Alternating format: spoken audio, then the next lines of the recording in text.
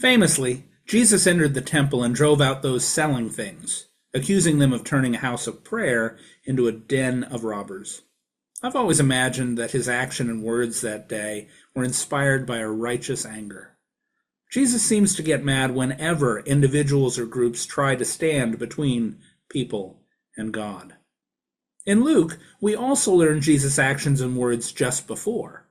Approaching Jerusalem, he wept and lamented. If you, even you, had only recognized on this day the things that make for peace. In short order, Jesus displayed sadness and anger over the brokenness he saw among God's people, even in the faith practices meant to bring healing and wholeness. In our time, I think most people broadly agree that the world is broken, not as it should be, but we differ in identifying how and why. Then we propose and enact solutions that produce contradictory results, and too often lead to more frustration, heartbreak, mistrust, scapegoating, exhaustion. In a word, suffering and brokenness. I wonder, what things make for peace? Not merely an outward peace forged through repression or apathy, but echoes of Abraham Lincoln's conclusion to his second inaugural address, all which may achieve and cherish a just and lasting peace.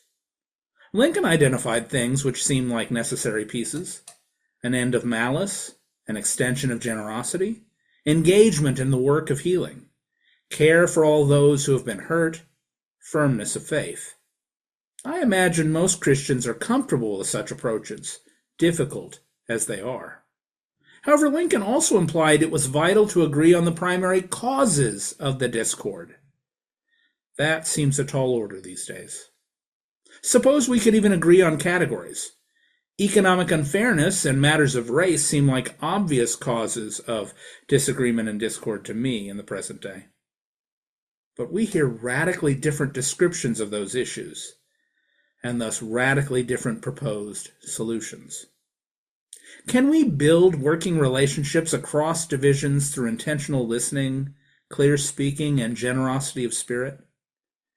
Can we transform emotions of anger and sadness into actions of healing and wholeness?